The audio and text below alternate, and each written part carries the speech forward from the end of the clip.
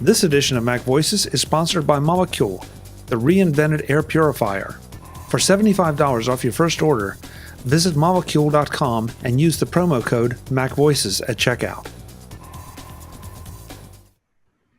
Welcome to MacVoices. This is the talk of the Apple community, and I'm Chuck Joyner. Folks, it's been a long summer, and we've missed someone for that long summer. Look, Joe Kissell is back. Joe, welcome. It's been way too long. Look at the tan I got from my month in Canada. Yeah. It's not. No, sorry, it's not. It's not tan. There was all the smoke from the wildfires, the forest fires. So the two provinces west of where I was, all that smoke was blowing onto us, and so you could sort of you had to swim through the air. So that might be what I. Yeah, unfortunately, you picked a great time to go up in that direction. It's always something, huh? Yeah, it is. It is. So you're back, and of course, you're not back just to say hello. You're back with a new Take Control book, and a very timely one, of course. Take Control of Upgrading to Mojave. One of these days, I'm going to fool you, and I am going to come back just to say hello. Okay, well, I'd love that, but I knew it's a little busy. Yeah, well, being on the road and everything didn't magically make work stop. And Apple, we're kind of tied to Apple's schedule in some ways, and we know that in September new operating systems come out. This is just what happens now. So we're ready. We're ready. We have 3 new books about. Mojave and iOS 12, and the book we're going to talk about today is one of them. And even though they haven't been released, the operating systems haven't been released to the public yet, I assume that'll happen in 3-ish weeks. A lot of people, so many people are running the public betas, and they have questions and they have problems, and so we felt that we ought to bring the books out a little bit early for the benefit of all those people who are using the betas. And even for people who aren't, they want to get ready. They want to know what is in store for them, learn what they will be installing or what they might need to worry about or prepare for. And so we thought we would do them all a favor by getting the books out a little bit ahead of Apple's schedule. So I want to ask about some of that, but let's get the very first most important question out of the way. Yes. Because I'm from Pennsylvania, so I have no clue. Is it Mojave or Mojave? Okay, so it's Mojave. And this was actually, there was a whole thing on Twitter about this when Apple first announced this. Because people look at that word and they assume that it's Spanish. And if it were Spanish, then the E would be pronounced A. But it's not Spanish.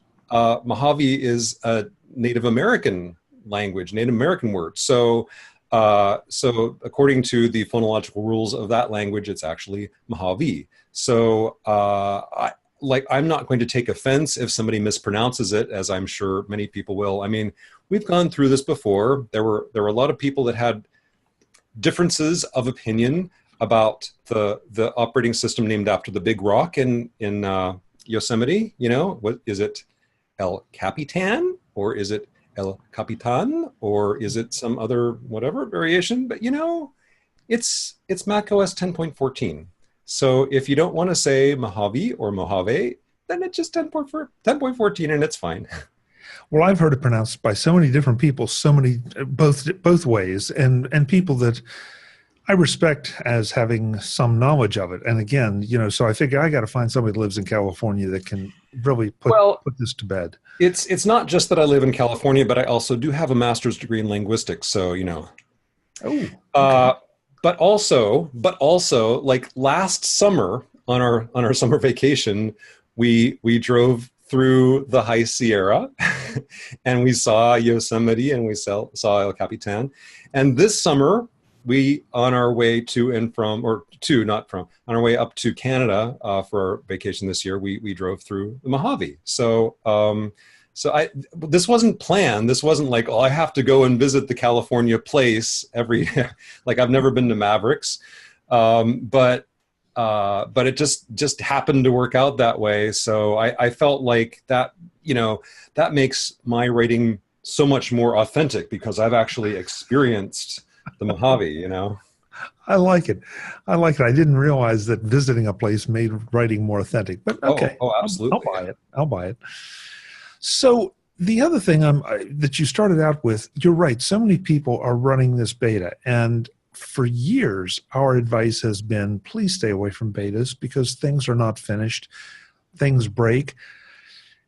You don't want to bother software authors asking questions about apps that should not be supported in a beta because that's things will change by the time it comes out. And yet here you are releasing a book to help people who are running that beta. So is the wisdom changing, Joe? Well, I'll answer that in two different ways. One answer is that, remember, we're talking about Apple here as opposed to a third party. So when Apple is releasing a beta, even though it's a beta, and even though it comes with all the usual disclaimers, they are aware that it's going to be heavily scrutinized by the public and by the press. And their betas tend to be of generally higher quality and greater reliability than some, because they know they're not even going to release something as a beta until it's ready enough.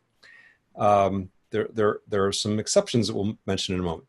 But the other thing is, warnings or not, good press, bad press, whatever, this is just something that people do. People are going to jump on these bandwagons because they're so eager for the new stuff. They want the new features. They want whatever it is. They want the dark mode in Mojave, or they want the new stuff in iOS 12, or whatever. They want the new stuff. And so a lot of people are just in that mode where, well, gee, all the articles I'm reading online are about the betas, and all my friends are running the betas, so I guess we'll run the beta. So it's not bad advice to wait. It's not, there's nothing wrong with waiting, and certainly if you aren't going to wait, I strongly advocate good backups. I strongly advocate good backups for everyone under all circumstances, especially when you're about to upgrade your operating system, but double extra especially if you're going to update to a beta. Now, as for me, honestly, the main reason I run the betas is because I have to write and publish books about them. If it were just me personally as an individual, I probably wouldn't bother, because if there was some particular feature that I were really, really excited to have, maybe. But in the case of Mojave, it's fine. It works. I'm still because we're still in beta. I'm still in the phase where there's a bunch of my favorite software that doesn't work yet. So maybe most of my day-to-day work is still going to be in High Sierra until all that software gets updated, because I have to make this choice. Do I want the new cool stuff in Mojave, or do I want to be able to get my work done? And I really have to be able to get my work done. But I guess I feel like in the case of Mac OS and even iOS, I don't feel as concerned as maybe I once did about instability. That said, on the day that we're recording this, Apple released a new beta of iOS 12. The new beta of iOS 12 fixed this problem that every 10 seconds a little alert would come up on all iOS devices that had the previous beta installed saying, a new beta is ready, go install it. And you go to install it and there's nothing there. So this had the internet up in arms for a few days, because everybody's getting these annoying alerts all the time saying that there's an update that didn't exist. And now, so Apple has fixed that. And from Apple's point of view, they're not going to apologize for this, because of course it has bugs. It's a beta. What did you expect?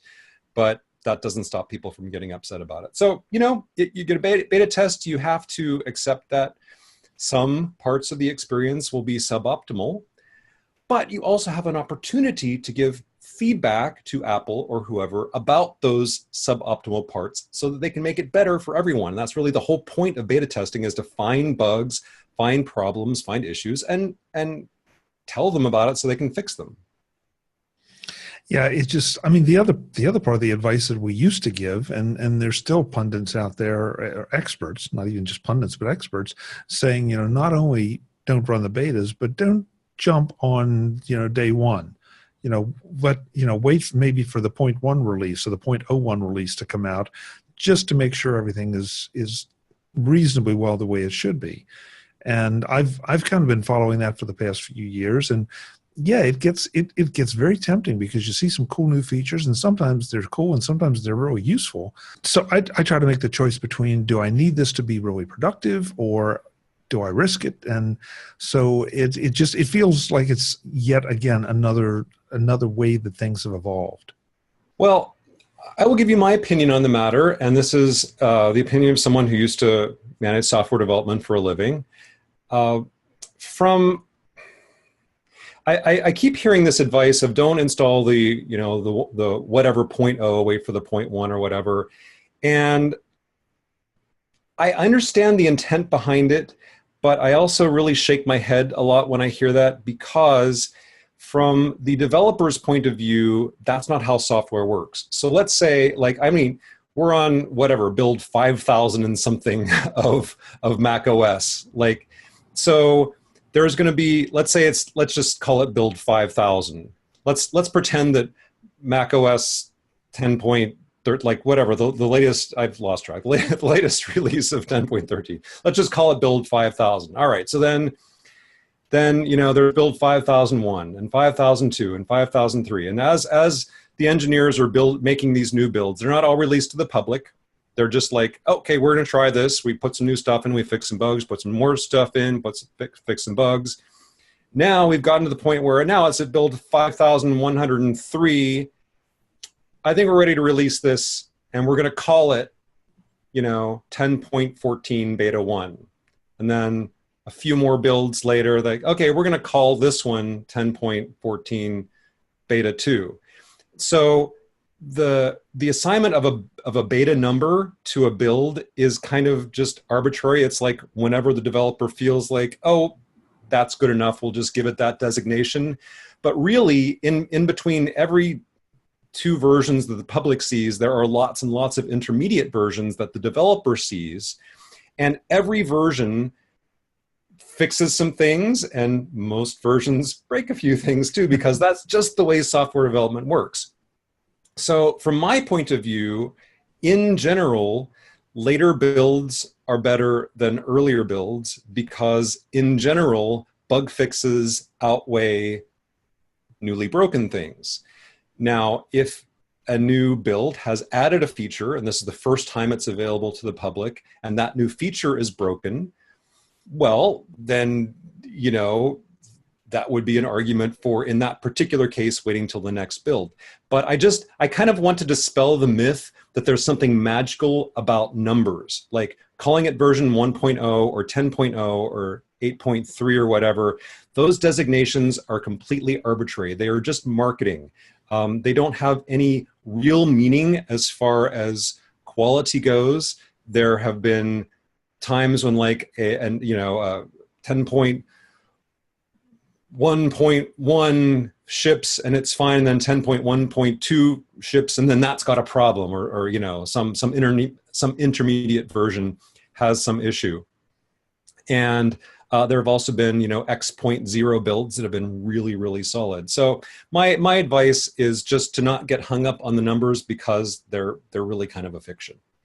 That may have been a little bit inside baseball, and if it was, folks, we're sorry. But it's something that's been bugging me, because I keep seeing beta, on the major news sites, and it's like, is this really good for the average person or not? So that's Joe's thoughts on it. That's the expert's thoughts. Is chocolate good for the average person or not? Is bacon or eggs, coffee, wine? You're going to hear differing opinions on this. And my opinion is that, yes, all those things are good as long as you eat them all together and eat nothing else. But that's... But that's my secret to health and longevity. Yeah. Well, let's talk about Mojave. Let's do it. What you said that there's some things that people have to watch out for. That's obviously the first question, because there are going to be a lot of folks that are listening to this that are going to want to jump in on day one. and I'm probably one of them, at least on at least one machine. So what do I need to be aware of other than just having a good backup? Okay, so the first thing to be aware of is that Apple has done some things in Mojave that they said they were going to do back in High Sierra, but they didn't quite get to. And now, hey, look, it's there, and that's great. But now that they're actually there, we're wondering how great they are. For example, this new APFS file system that we've been using for the last year. So if you have a Mac that has an SSD, and you have already upgraded to High Sierra, then you're already using, then you're already using the new APFS file system, and with the, better reliability and security and all those things. But upon its initial release last year, APFS did not work for Fusion drives, and it did not work for mechanical hard drives. Well, you could format an external hard drive using APFS, but not your boot drive. So now you can. Now, when you install Mojave, regardless of what kind of a thing you're installing it onto, you're installing it on an internal Fusion drive, you're installing it on an external hard drive, whatever, that drive will automatically be converted to APFS. You can't opt out. There's no magic trick you can do in terminal like there was last year. You will definitely be upgraded to APFS. And that's great because now you get the new security and reliability and performance features of APFS, except in my testing so far, I have found the performance of Mojave running off of an external hard drive formatted as APFS to be really, really, really, really, really, really slow. Now, I don't want to overstate this because, number one, I was using an external hard drive. I don't have a Mac. I have quite a few Macs in here, but there is no Mac in my home that has an internal hard drive and is also capable of running Mojave. So I have one with a Fusion drive that is too old to run Mojave, and I have others that are mechanical hard drives that are too old to run Mojave. So I couldn't test this on an internal drive. And even though it was an external USB 3 drive, it might have been the fact that it was external. It might have been the fact that it wasn't the world's fastest hard drive. But comparing High Sierra running from that hard drive and Mojave running from that hard drive, oh my flying spaghetti monster, Mojave was so freaking slow. So it could be that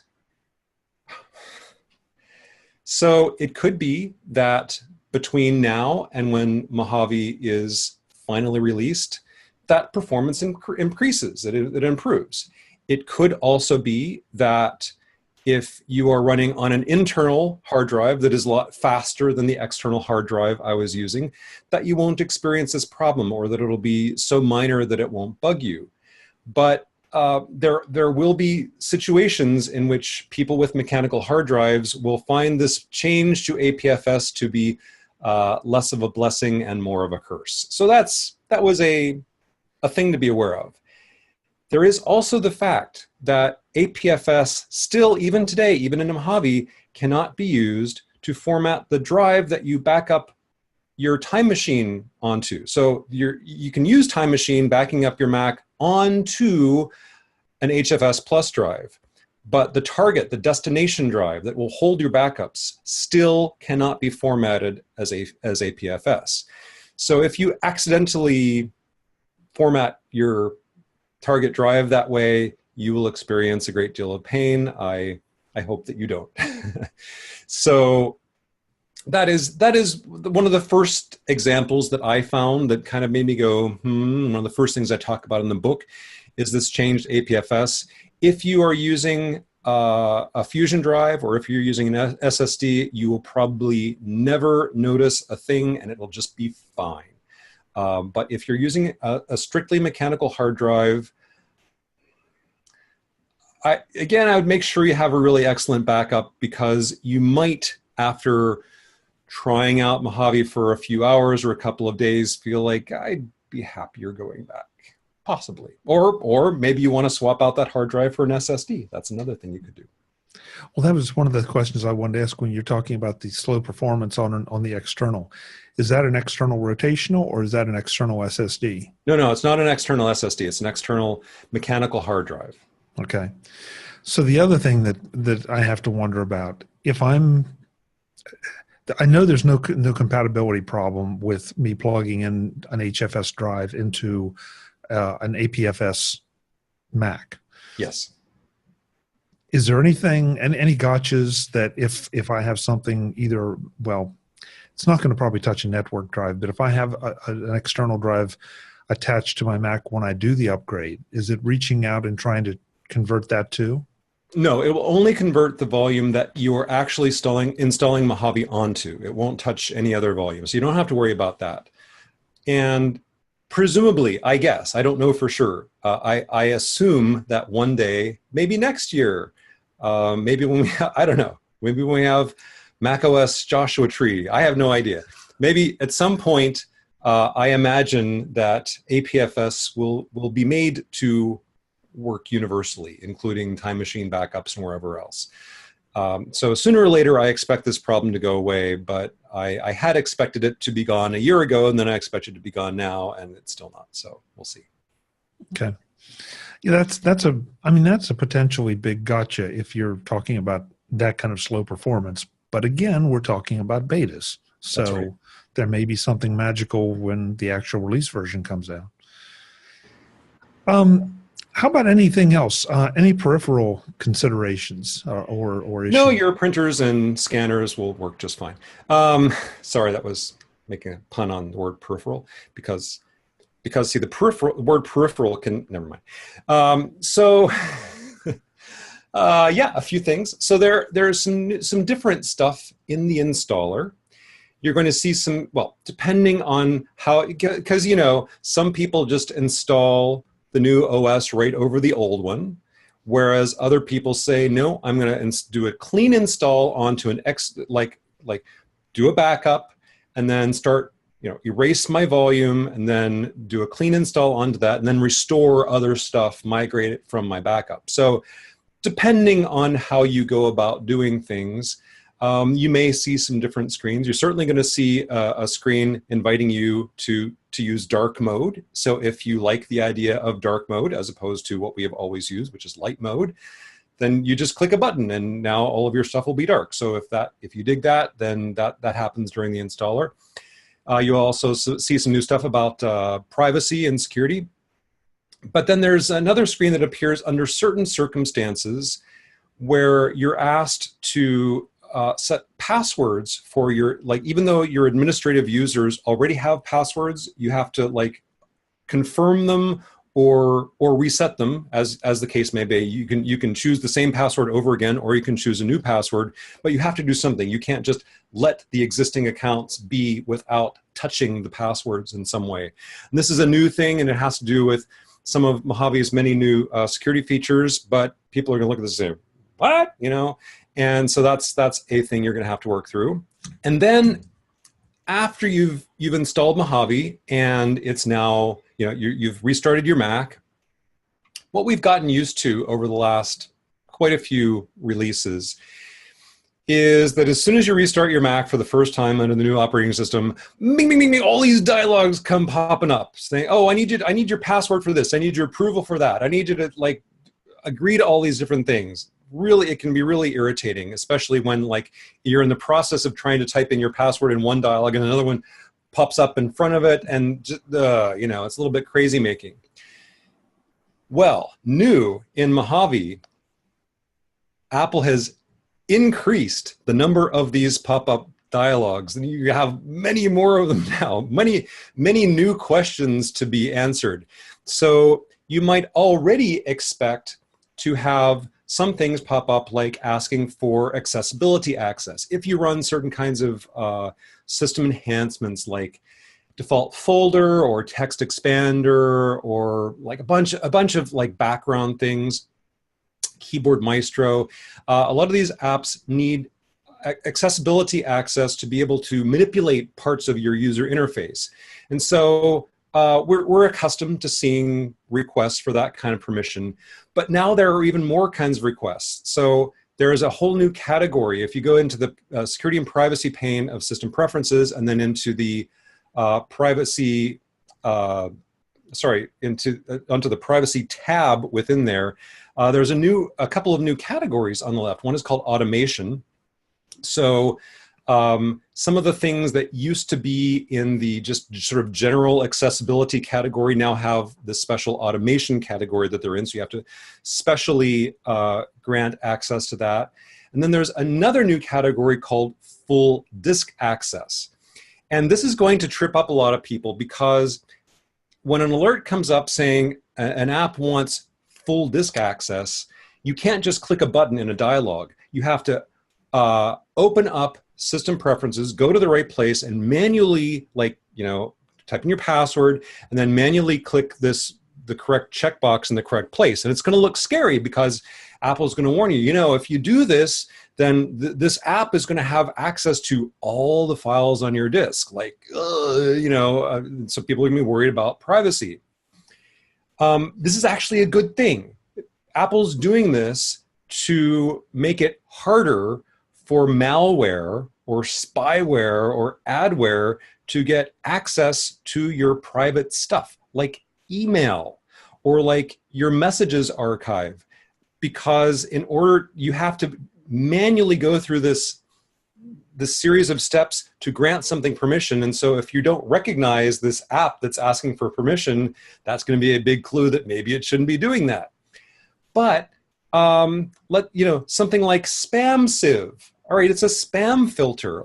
This is going to happen with a lot of mail plugins.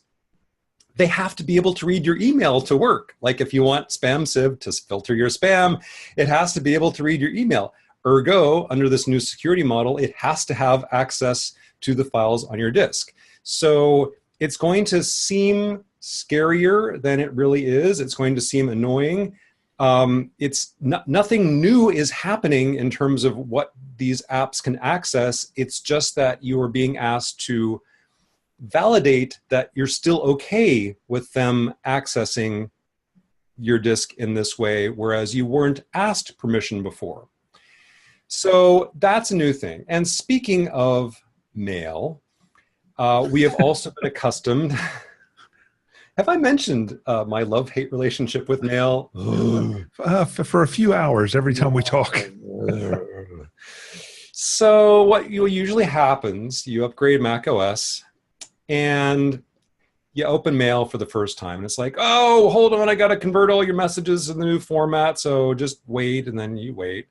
And then it says, oh, all of your mail plugins have been disabled because they're incompatible with the new thing. So you got to go download new versions from the developers and install them. This is like a hassle that we've been acquainted with for a long time. We're used to it. But once again, Apple has an enhanced hassle for us. They've upped their game. Now it's even worse. So even if you've gone through this manual procedure of granting a plugin, a mail plugin like spam sieve, access to your full disk in system preferences. After that, you have to go to this brand new button in mail's preferences. So if you go to, I'm scrolling through my, yeah. So you go to mail preferences, you go to the general pane, and once you have installed a Mojave compatible mail plugin, then this button appears down at the bottom. It says Manage Plugins, and you click that, and then you have to check a box for each plugin that you want to enable. Now, this is actually nice in that Mail itself is now giving you an interface to enable or disable plugins rather than having to go dig through your library folder and move stuff in and out of subfolders if you want to disable them or enable them. That's nice.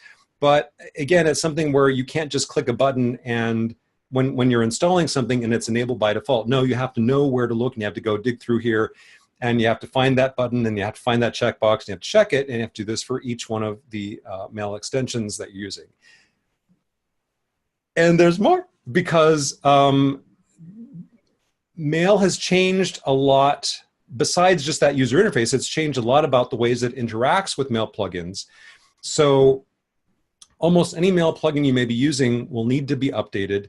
And in some cases, these are going to be really substantial, heavy-duty upgrades. They will probably be paid upgrades a lot of the time. And so there's going to be more of a speed bump to get Mail working under Mojave, especially if you use a lot of plugins, than there was previously.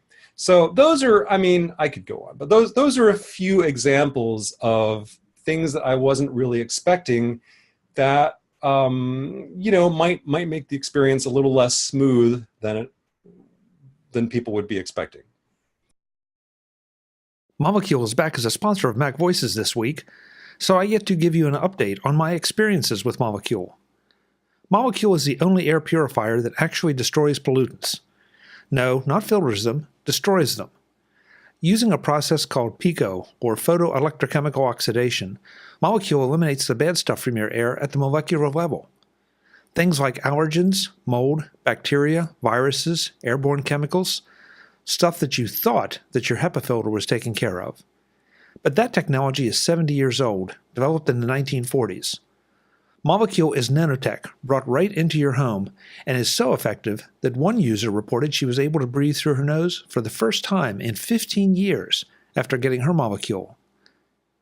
I'm happy to tell you that I don't have that kind of breathing problem, but I have noticed a definite improvement in my sleeping since receiving my Molecule. This has been an especially hot, humid summer where I live, the kind of environment that reeks of mold and spores and pollen. And I haven't had to touch any of my allergy medication to get a good night's sleep. One of the other things I really like about my Molecule is that it looks great. Like something out of Star Trek, not like something out of the intensive care unit. A sleek aluminum case and blue LEDs that let you know it's working, but doesn't call too much attention to itself. And an iOS app that not only lets you control the Molecule, but also keeps track of it and allows you to set up automatic filter ordering when you need it, not on some preset arbitrary schedule. Molecule has made a difference for me, and it can make a difference for you too. Right now, visit molecule.com, that's MOLEKULE.com, to get all the answers, and then use the discount code MacVoices at checkout to save $75 off your first order, and start breathing cleaner air today.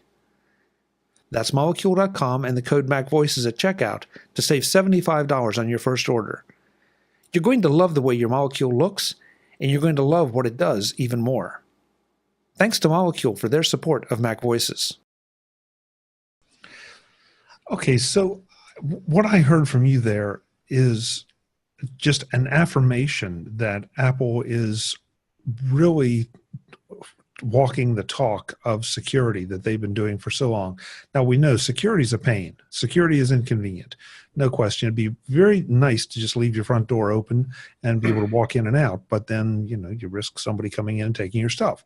So, yeah. and this is really intriguing, but I'm happy to hear it with all the hacks and data compromises and everything. So that's a great thing.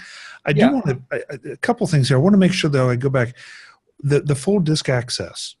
Yeah.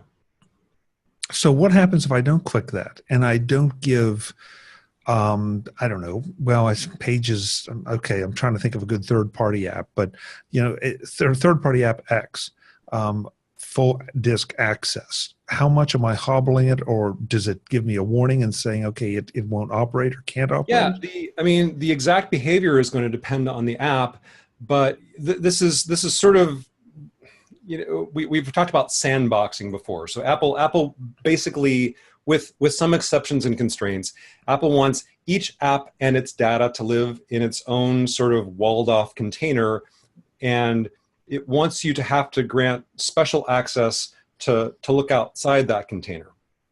So that's for the security of the stuff that's inside as well as for the security of the stuff that's outside. So depending on what app you're talking about, it may be the case that it only gives you access to a limited amount of data, or it may be the case that it doesn't function at all. So if, you know, in the example of a Mail plugin, this isn't so fine-grained where you can say, okay, I want the mail plugin to have access to this folder, but not any other folders. Maybe that'll happen in the future. Maybe this is just a stepping stone where Apple is, let's start from not requiring any permission at all to saying we're going to ask for permission, and then maybe it'll get more specific in the future. But regardless,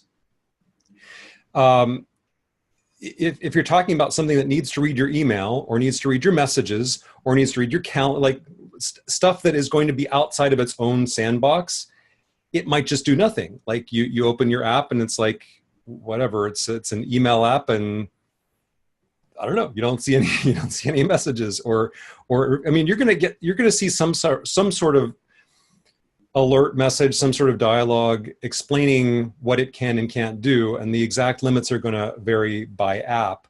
But in general, if it's a legitimate app that you have been using, that you rely on, that you like, you should go ahead and give it that access. You're not going to be any worse off than you were before, and it just won't probably be functional enough for you without it. Okay. Again, going through, and I know you said there are other examples. These are just a few of the highlights, and we don't want to recite the whole book here. Sure. But it sounds like maybe there are a bit more, I hesitate to say complexities, but maybe more things that you'll have to adjust to or tweak or fix or update or whatever with this particular upgrade as opposed to Sierra, High Sierra, some of the ones that came before. Is that a fair perception? Yes, although in fairness, almost all of these things are one-time things. Like once you go and find that box and you check it, you don't have to like keep checking boxes every time you use the app. You don't have to, like, it's going to be either when you first upgrade or when you first install a new app, that's when you have to grant all these permissions, and then they're granted, and then you're done. We've talked before in other contexts about the trade-off between security and convenience. This has been an ongoing thing, not just with Apple, but in the entire computer industry. Forever, it's going to keep being a thing. We've talked about, like passwords. Well, don't use the word password as your password because that's dumb, because anybody can guess that. Yeah, but it's inconvenient for me to type a longer password. Yeah, but it's inconvenient for me to remember a longer password. Yeah, but it's inconvenient for me to install a password manager. Well, sorry, but look, there are a lot of bad guys out there. I mean, almost like a couple of times a week, we hear about another security breach at another big company. Sorry, but your T-Mobile password was stolen, or sorry, but your whatever credentials from whatever company were leaked. Sorry, but your social security number got out. Like, it happens all the time because the bad guys are so very eager to steal your identity and your money. Okay, so and they're smart and they're well funded. So we could just ignore that and say, but I don't want to ever have to use passwords. I don't want to answer more questions. I don't want to have to explicitly grant permission for anything. I just want to use my Mac. And okay, we could do that, but you do understand the consequence, right? So the consequence is you are vastly more likely to have your information stolen. And let me tell you, if you think it's inconvenient to check a few boxes or enter a longer password, having your identity stolen and having to go to like banks where people have opened accounts in your name fraudulently, that's a bigger inconvenience. So, there are trade-offs and then there are trade-offs. So while feeling a little bit irritated at all this extra stuff, I am really happy that Apple is paying attention and is doing what they can do, making the reasonable compromises they can make to try to keep me safer. So I think on the whole, it's quite a positive thing. And it's going to be interesting once Mojave comes out. exactly, how much Apple emphasizes the security part. And maybe Yeah. I just haven't been paying enough attention to the betas, because I do not have any betas installed. But if they push that this is not just a point, where the S releases, if you will, or Yeah. the interim releases, but Right. if they really say, hey, this is a big year for security, um, or if they don't, you can. Yeah. So, um, tell us about the book. How big is this one? Yeah, it's 8.5 by 11, as most Okay, of our books are. Uh, I walked sorry. into that. Yeah. Yeah, of course. This is 114 pages long, so it's a bit longer than last year's book on upgrading to High Sierra, because, like, I got to cover the new stuff, all the funky questions and the security stuff, and I didn't even talk about how Safari extensions are different. Oh man, that's another whole segment. Well, read the book anyway. If you thought mail plugins were fun, boy oh boy, wait till you get to Safari. Anyway, so there's all kinds of stuff I had to talk about. But it's still $10. Well, $9.99, because for some reason people buy more books when they're a penny less. I don't know. But anyway, it's $9.99. And of course, if you had a previous, upgrading to High Sierra, upgrading to Sierra, upgrading to, El Capitan, whatever, then you should have already received an email from me saying it's 50% off for you, or you can click the check for updates thing, and that offer will be there for you. I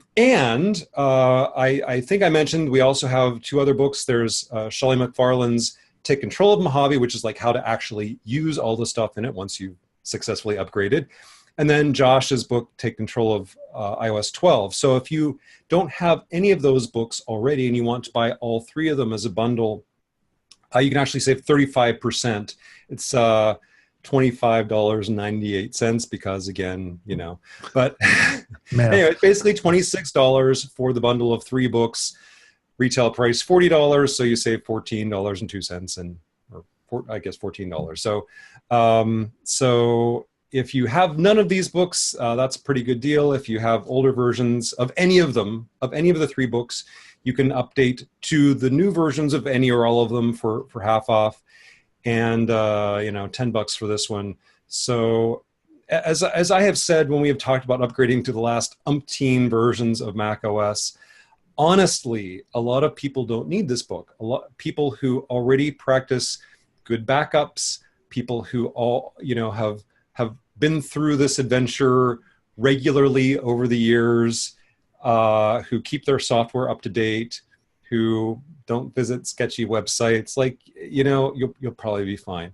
If it's been a while since you've upgraded Mac OS, especially if it's been Snow Leopard long ago, if there's anything a little unusual about your system, your situation, if you have not been in the habit of making good backups, if you're just nervous, those are the kinds of reasons this book exists, to tell you about all the potential pitfalls, to make sure you know the answers to the questions you're going to encounter, what to do when these weird dialogues pop up, and just make sure that you have as seamless a process as possible. And if you do run into problems, because you might, there's a whole troubleshooting chapter too. And I'm going to throw in my 2 cents.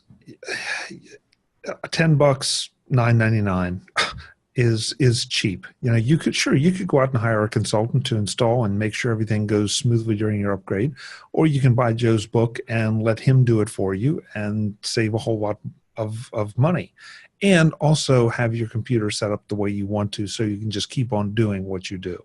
So, and we're going to say the same thing about Josh's book and the same thing about Shali's book when the time comes, and we'll get them on the show. Awesome. But don't overlook the fact, folks, it doesn't hurt to have somebody guide you through some of this, especially if you're uncertain, and especially with all these new security features. I know it'll be something that I'll be taking Joe's book as a guide, because I don't want to click the wrong thing and then have to figure out what it is that I clicked that I didn't click that I should have, or click that I shouldn't have, or whatever. So go check it out. TakeControlBooks.com, of course. That's right, TakeControlBooks.com. So, Joe, we haven't had you here for a while, so I assume that there's a lot coming up on the horizon. Yeah, well, so let's see what I am able to tell you or tell you the public about.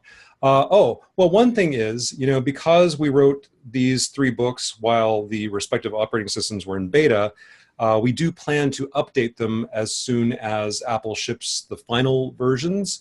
So I am guessing somewhere around mid-September-ish, give or take. There should be free updates to version 1.1 of each of these books that will cover anything that changes between now and then, or anything that we realize we just got wrong, or new information that we encounter that we hadn't encountered before. So that's all of those are on my docket. Jason Snell is working on he has a book on photos, that is the Photos app for Mac and iOS. And he is working on a very much enhanced version of his book. And we're hoping to have that out real soon. I can't promise an exact date, but it is actively being worked on. Glenn Fleischman is working on a new iOS networking book, and that will be available also real soon. And every year around this time, all the authors, but especially me, look at like all of our existing books and are like, oh yeah, I guess I gotta update that too. And so there are some new, like I may have mentioned there are some changes in the Apple Mail application, so I will have to update my Apple Mail book to talk about those new things. And there are some changes to iCloud, which also we did not mention, but my iCloud book is going to have to be updated to talk about those things. And then I got to go look at my books on backing up and maintaining and troubleshooting and speeding up your Mac, et cetera, et cetera. And so do all the other authors. That's one of my, hey everybody, don't forget, look at all your books and figure out what needs to be updated to be compatible with the new operating system. And then we figure out, like, updates are time consuming. The authors have to find the time to do the research and the writing. We have to edit them. We have to publish them. We have to fit them into our schedule so we don't overwhelm readers. So it's like September, October are always really, really busy months as we're releasing a bunch of updated books to be compatible with the new operating systems.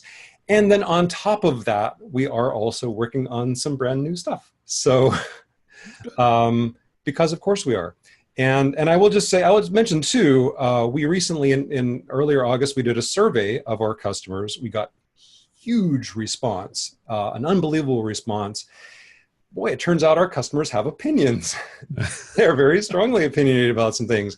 And so I'm still sort of crunching the numbers and working through those responses, but those will definitely affect the decisions we make in the future, not just about what titles we put out, but also other aspects of how we run our business, what kinds of content we create, how we package things, how we price things, all kinds of stuff. So none of this is stuff that I can just wave my hand and make it happen instantly, but it is certainly going to have some effects in the coming months and year. Good. Well, that means then that we'll be talking not just to you, but to lots of Take Control authors about new projects, updated projects, and helping us do more with our stuff.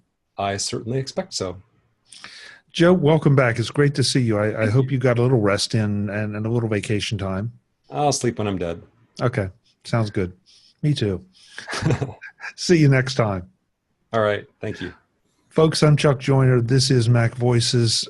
Joe has opened my eyes to some things, especially since I haven't been running the betas. So I think I'm going to go check the book out. Maybe I will install beta on a slow external hard drive and just see what we're talking about here, because it sounds exciting, but it also sounds just a little intimidating. Until the next time, and as always, thanks for watching. Visit MacVoices.com for show notes and to connect with Chuck on social media. Get involved in our Mac Voices Facebook group and get more out of your Apple tech with MacVoices magazine, free on Flipboard. And if you find value in it all, consider supporting us at patreon.com/MacVoices and join these folks who help keep MacVoices coming to you. Advertising handled by Backbeat Media at backbeatmedia.com. Bandwidth provided by CacheFly at cachefly.com.